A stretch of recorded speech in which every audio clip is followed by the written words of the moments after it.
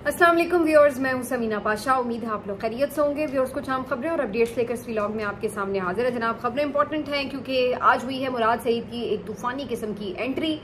जिसके बाद बिल्कुल एक माहौल बदला बदला सा नजर आ रहा है। मुराद सईद ने कन्वेंशन से जो खिताब किया है, एक बहुत उन्होंने जज्बाती खिताब किया, जिसकी वजह से कारकुनान में भी एक अलग ही जोश जज्बा नजर आया। तो आज कन्वेंशन सेंटर में क्या माहौल था और उसका आने वाले दिनों में क्या असर नजर आएगा, इस सब के ऊपर बात होगी। दूसरी जानिब ये भी जिक्र करेंगे कि ऐसा लगता है कि मामलात अब नौजवान क़यादत ने हाथ में ले लिए हैं और ऐसे लोग जो कुछ भी कहीं भी कोई ऐसा रास्ता चुनना चाहते हैं जिसमें कोई नरमी हो, जिसमें कोई रास्ता दिया जाए, कोई फेस सेविंग दी जाए या कोई डील का तासुर हो, उसको टोटली निगलेक्ट किया जा रहा है, इग्नोर किया जा रहा है और मुस्तरद किया जा रहा है इनफैक्ट। तो इसके ऊपर बात भी होगी।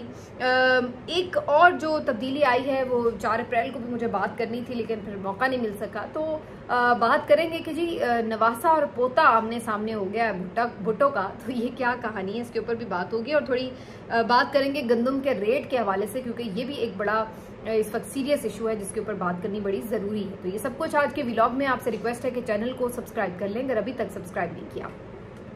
तो बात करते हैं जी आज सबसे पहले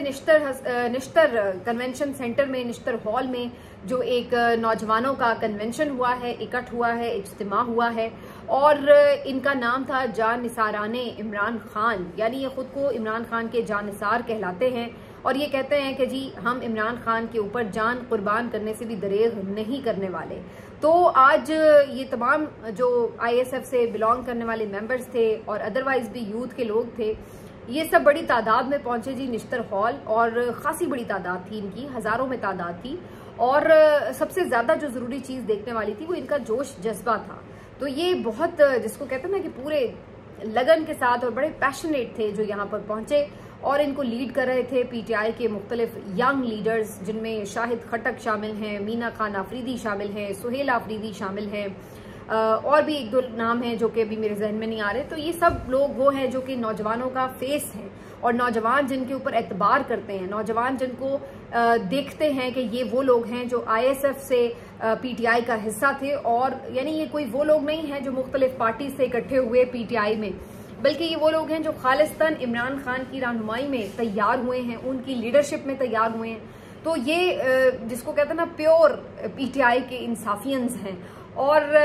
ख़ास तौर पर जब मुराद सईद की आप बात करते हैं तो वो तो आपको पता है कि हमेशा से ही नौजवानों के हर दिल अजीज़ लीडर हैं और कोई भी अगर उनको समझता है कि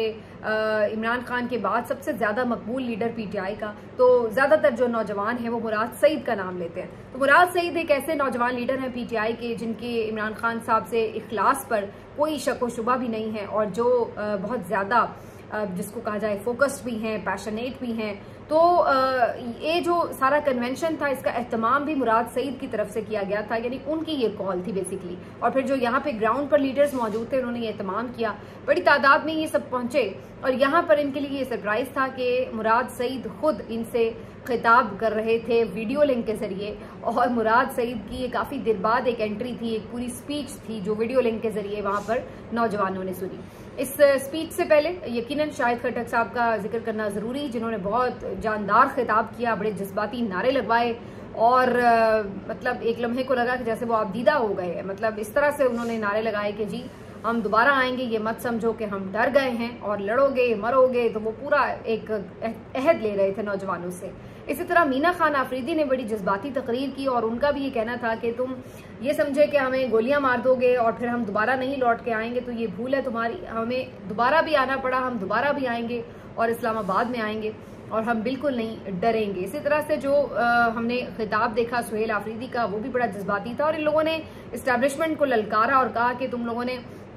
पहले भी मुल्क तोड़ दिया और अब भी तुम जो है वो मुल्क के दुश्मन बने हुए हो, इस तरह से अपनी पॉलिसियों की तरफ किधर लेके जा रहे हो मुल्क को। तो बहुत इनके सख्त और जारहाना किस्म के खिताब थे और जोश जज्बे और बलबले से भरे हुए, गुस्सा भी था इसमें और इसमें एक बहुत ज्यादा पैशन भी नजर आ रहा था। इमरान खान साहब की एक कदावर तस्वीर यहाँ पर फ्लेक्स पर लगाई गई थी और ये वो तस्वीर थी जो 9 मई के मौके पर उनकी गिरफ्तारी की तस्वीर थी। जिस तरह से उन्हें धक्कम पेल करते और झटकों के साथ और खींचते खांचते लेके गए थे रेंजर्स एहलकार, तो वो तस्वीर भी यहाँ पर लगाई गई थी। और ये एक तरह से फिर से ये इजहार था इस बात का कि हम अपने लीडर की तौहीन को नहीं भूले और ना हम किसी को भूलने देंगे। तो ये जो इस वक्त नौजवान क़यादत थी उनकी तरफ से एक वाज़े मैसेज था आज इस्टेब्लिशमेंट के लिए भी और शायद अपनी क़यादत के लिए भी। बहुत से लोग इस पर ये सवाल उठा रहे थे कि जी अपनी क़यादत में से लोग यहाँ नहीं पहुंचे, वज़ीर आला को इन्वाइट नहीं किया, जुनैद अकबर को इन्वाइट नहीं किया, या और जो यहाँ के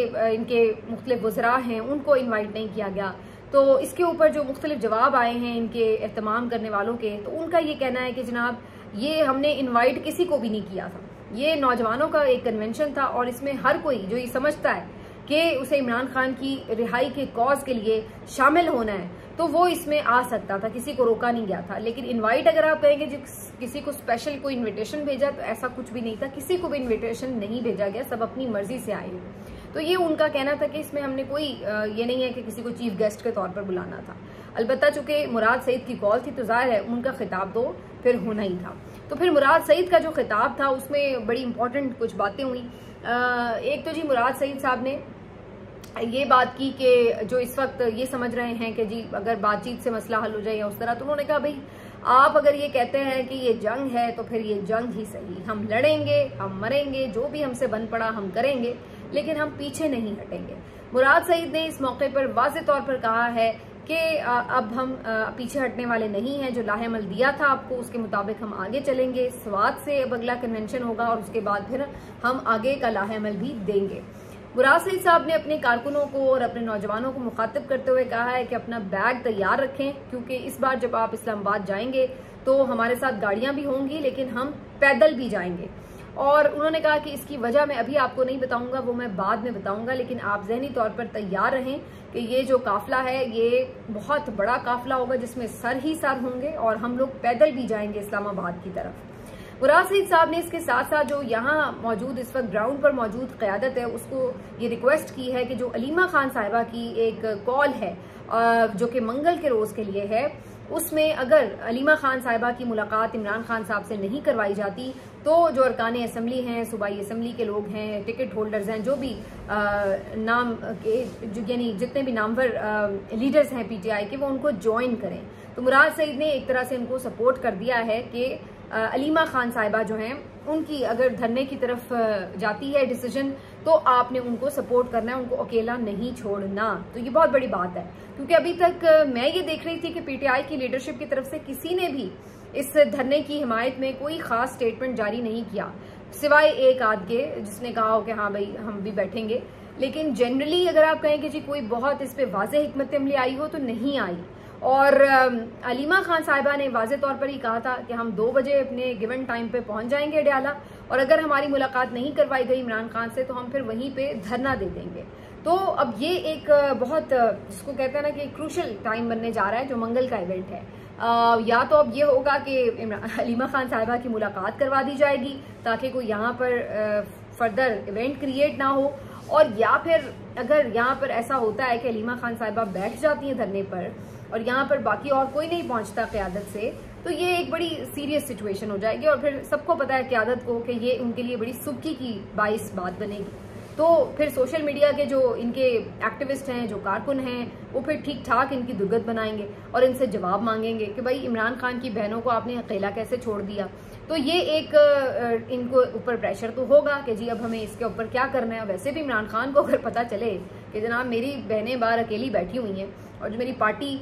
मेरे नाम पे वोट लेकर असम्बलियों के मेंबर्स बने फिरे हैं वो इनके साथ आके बैठ नहीं सके, तो जाहिर है फिर वो क्या इन लीडरशिप के बारे में फैसले करेंगे। तो ये सारी चीजें लीडरशिप को जाहिर है सोचनी पड़ेंगी। और अगर वो बैठते हैं आके तो फिर उनको ये नजर आता है कि एक क्रैकडाउन हो सकता है, फिर गिरफ्तारियां और ये सब चीजें जो कि ऑलरेडी वो भुगत भी रहे हैं और उससे बच भी रहे हैं, तो ये सारी चीजों को फिर फेस भी करना पड़ सकता है। तो वो एक अजीब प्रेशर है जो पीटीआई की लीडरशिप पे इस वक्त नजर आ रहा है। और मुझे ये नजर आ रहा है कि ये अभी तक डिसाइड नहीं कर पाए हैं कि ये क्या करेंगे मंगल के रोज। तो ये अपने तौर पे कोशिश जरूर करेंगे कि किसी तरह अलीमा खान साहिबा की मुलाकात हो जाए और बात जो है वो धरने तक ना जाए, अदरवाइज फिर इनके ऊपर भी प्रेशर होगा कि इन्होंने साथ देना है। मुराद सईद साहब ने आज वाज़े तौर पर कहा है कि जी आपने इमरान खान की बहनों के साथ ही चलना है। और उन्होंने साथ में ये भी बात की है कि जी हम अगर कोई सोच रहा है कि हम भूल जाएं, हम इमरान खान को भूल जाएं, उसकी एहलिया को भूल जाएं, हम जो कारकुनों पे जुल्म हुआ है, हम 26 नवंबर को भूल जाएं, हम 9 मई को भूल जाएं, हम मैंडेट चोरी को भूल जाएं, हमारा निशान छीना, जो हम पे जबर हुए, जो कारकुनों के घरों पे छापे मारे गए, गिरफ्तारियां हुई, ये सब हम भूल जाएं तो ये नहीं हो सकता, ये कोई नहीं भूलेगा। और बाहर जो बाद में ये कन्वेंशन जब वाइंड अप हुआ है तो जितने लोग यहाँ पर आए हुए थे तो सब इस बात की उम्मीद जाहिर कर रहे थे कि आने वाले दिनों में मुराद सईद खुद मंजर आम पर आएंगे और लीड करेंगे और वो हमारे साथ होंगे जब हम इस्लामाबाद जाएंगे। तो अभी इसका तो कुछ कहना कबल वक्त है, लेकिन बहरहाल अगर वो इस हद तक भी सामने आए हैं तो उसने एक वाज़ेह इम्पैक्ट जो है वो क्रिएट किया है और अब ये आपको इम्पैक्ट जो आने वाले दिनों में और ज़्यादा महसूस भी होगा और ये आपको नजर आएगा कि जो बाकी यहाँ पे लीडरशिप है उसके ऊपर भी प्रेशर आएगा कि भाई आप भी कुछ हिलजुल करें। तो ये अब जो एक एक्टिविटी है ये स्टार्ट हो गई है और इसको वाज़ेह तौर पर ये कहा गया है कि आज आप इसको कन्वेंशन ना समझें, ये तहरीक का बाकायदा आगाज है। मैं इसको इस अंदाज से देख रही हूँ कि अगर आप देखें तो आज कोई अहम कदावर या बहुत कोई ओहदेदार बड़ा तो इस तकरीब में मौजूद नहीं था। ना अली अमीन गंडापुर थे, ना उमर अयूब साहब थे, ना बैरिस्टर गोहर थे, ना सलमान अकरम राजा साहब थे, ना जो और पीटीआई के इस वक्त कोई बहुत बड़े नाम है वो इस वक्त मौजूद थे। लेकिन इसके बावजूद भी सारा वक्त सोशल मीडिया पर ये कन्वेंशन छाया रहा है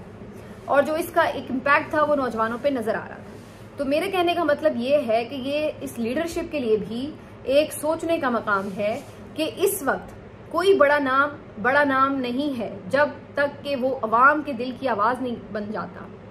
आज अगर नौजवान क़यादत अवाम के दिल की आवाज बनी है तो लोग आज शाहिद खटक को अपना लीडर समझेंगे, आज शाहिद खटक के अलावा मीना खान आफरीदी को देखेंगे, आज वो ये नौजवान क़यादत को देखेंगे, आज मुराद सईद को देखेंगे। वो ये नहीं देखेंगे कि वजीर आला कौन है, अपोजिशन लीडर कौन है। उनके लिए वही मुकद्दम है जो उनके लीडर की रिहाई के लिए अमली तौर पर कोई कदम उठाता उन्हें नजर आ रहा है,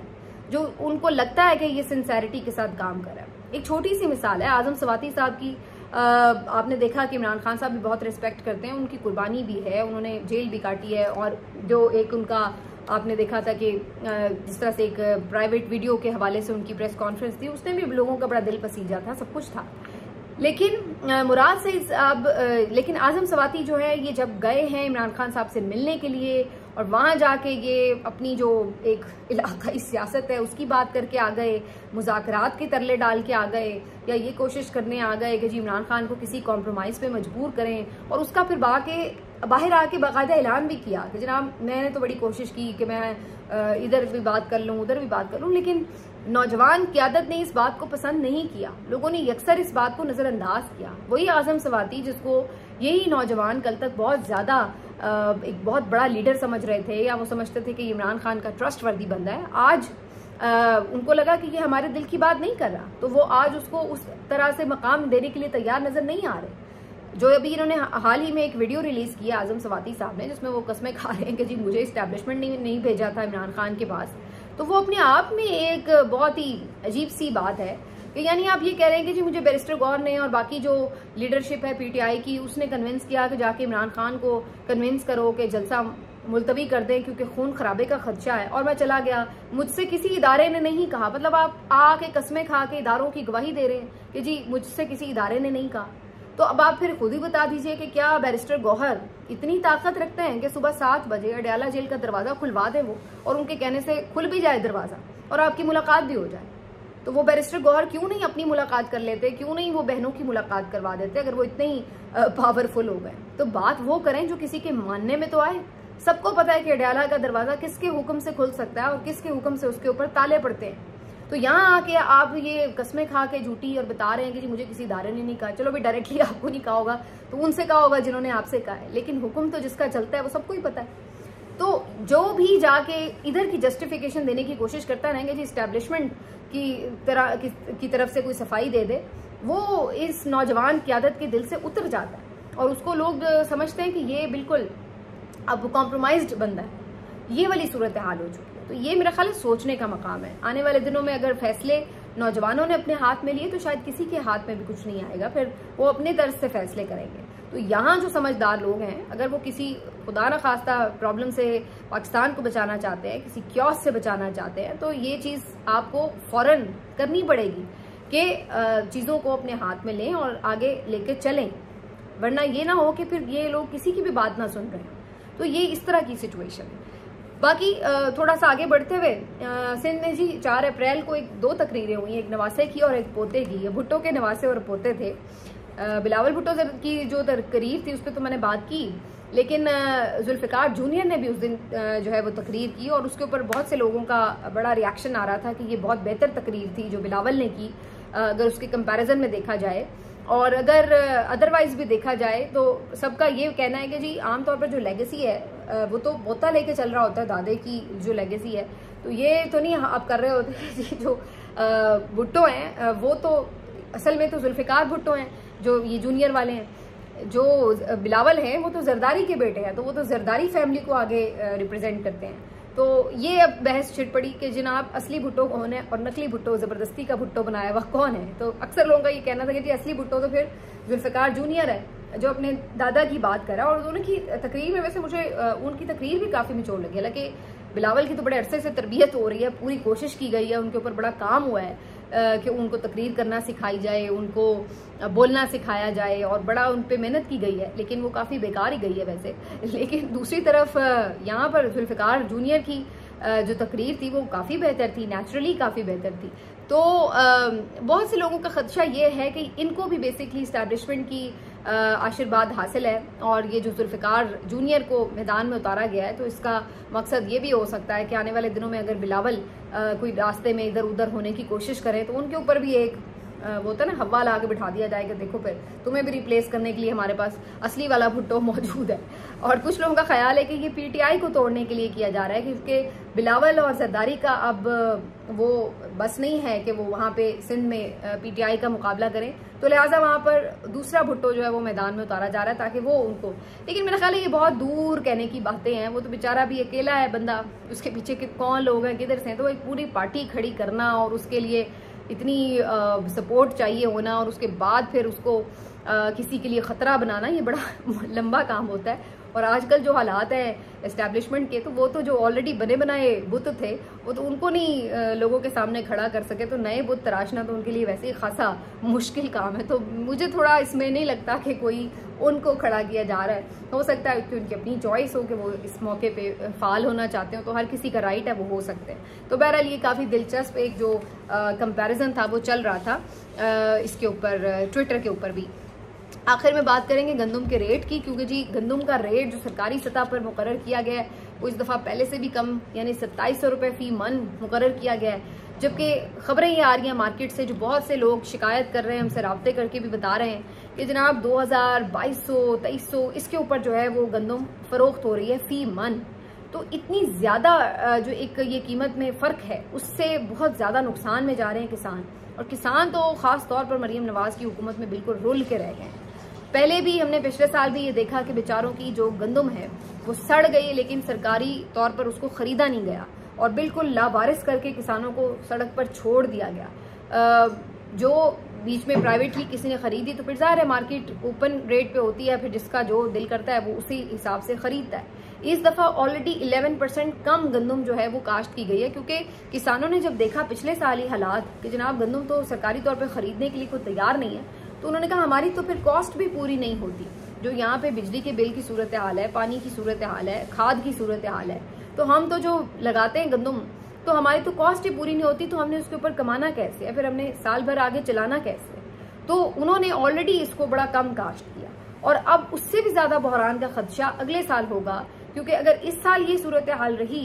कि 2200 रुपये या 2300 रुपये अगर खुले मार्केट में ये गंदम बिकेगी, तो अगले साल मुझे बताइए कि कौन सा किसान है कि जो गंदम लगाएगा। तो ये एक बहुत तशवीशनाक सूरत हाल है। इसका इम्पैक्ट सिर्फ किसानों पे नहीं आएगा, इसका इम्पैक्ट आपकी अपनी पूरी आबादी पे आएगा, क्योंकि आटा तो सबको चाहिए खाने के लिए। अभी जो किसान गंदम उगाता है तो ये पूरे 25 करोड़ के पेट भरने के लिए उगाता है ना, तो अगर वो गंदम नहीं उगेगी तो ये सारे 25 करोड़ का पेट कैसे भरेगा, ये सवाल सोचने का। फिर आप बाहर से इंपोर्ट करते हैं, फिर आपको महंगी गंदम मिलती है, फिर उसके ऊपर आपको महंगा आटा फरोख्त किया जाता है और फिर इस तरह एक खुद साख्ता क्राइसिस जो है वो बनाया जाता है। ये एक ऐसा बहरान होता है जो खुद साख्ता तौर पर आप अपने लिए क्रिएट कर लेते हैं सिर्फ अपनी गलत पॉलिसीज की वजह से। अगर यही आप किसान को खुशहाल करें, वो पहले से ज्यादा बम्पर क्रॉप बनाए और उसके बाद आप देखें कि आपका मुल्क जो है वो खुराक में खुद कफील भी हो, आपके डॉलर्स भी बचें, क्योंकि जाहिर है जब आप बाहर से इंपोर्ट करते हैं तो आपके डॉलर्स का ज़रिए मुबादला उस पर इस्तेमाल होता है।